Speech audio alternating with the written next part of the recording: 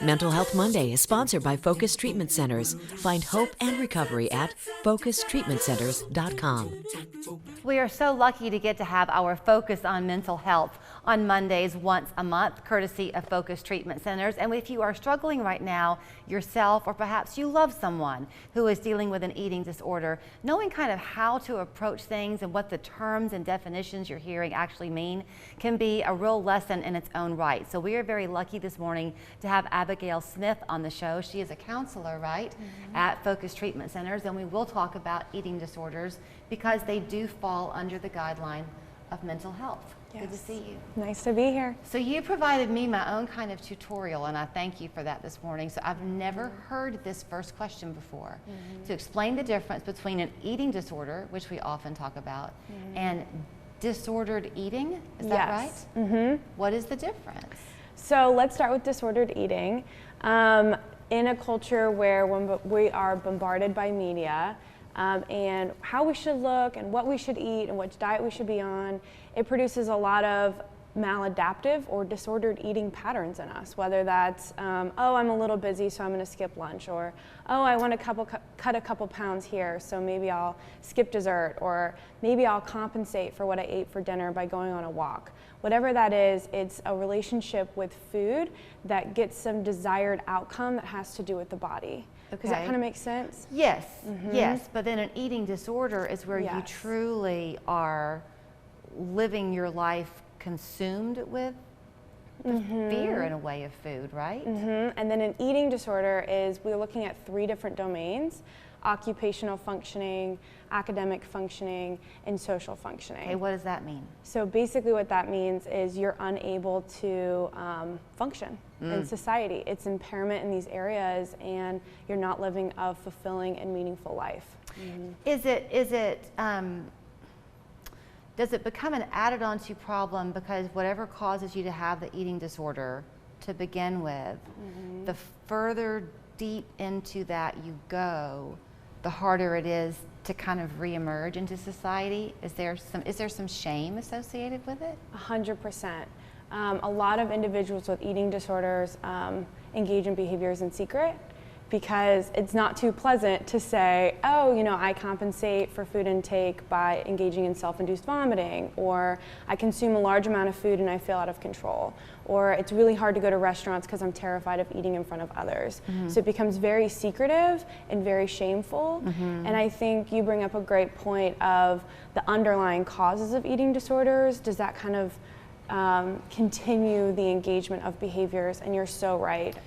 So at Focus Treatment Centers, do y'all focus on just the individual with the eating disorder, or do you help the family or the friend group know how to support? Yes, so at Focus we offer family treatment as well as individual support. And what that looks like is a weekly family session, and this could literally be with your family or your partner, or it could be with friends in the community, but it's about rebuilding a support system around an individual so they can reintegrate into society. Okay, you have something on the list called trauma-informed care. Yes. What is that? That's a great question. So I'm not sure if you've heard of trauma, but it's a little bit of a buzzword right now. Trauma is basically events that happen in our lives that lead us to feeling unsafe and disconnected in the world. Okay, so they can be anything from a big trauma, such as a near-death experience in life, or more of a mild trauma, which is you don't feel super connected to your parents or your peers growing up. And so as a byproduct, it leads to an individual not feeling safe and connected with others in the world. And so they find maladaptive, bad ways to evolve that lead to them feeling safe and connected. And how much of that is sort of a habit, if you will, that if this begins at a young age, it's what you know, so once you're an adult, how do you break it? Yeah, that's a great question. It usually takes going to a facility, a structured environment, where we reteach you how to be safe in the world in an adaptive way. Okay. In our facility, we are teaching you how to reconnect with others in a meaningful way, rather than continuing to be stuck in that shameful place. What about people who hear you talk about trauma and they're thinking, what? You didn't connect with your parents? Come on, there are people who go through X. Yeah. Your trauma is your own, right? Yeah, your trauma is your own. You have your own story. And I think one of the most invasive types of trauma, because it's so commonly overlooked, is an inability to feel safe with others. So your parents weren't around, or emotions weren't expressed in your family, so you have no idea how to navigate your emotional world. Emotions just are overwhelming and they take you down, and you need an eating disorder or a substance or other maladaptive behaviors to help you regulate that emotion system. Or maybe you were bullied growing up. These are all different types of what we call interpersonal traumas. So if I'm going to struggle a minute because there's somebody I love very much who I'm thinking of right now, so just give me a second. But if you are a person who could benefit from your program, how do they contact you? Yeah, you can just look on our website, Focus Treatment Centers, and we do free assessments, so you can go ahead and give us a call. Our number's on that website. So do you teach then, you said the family side of things, you teach the individual skills, but the family too? Yes.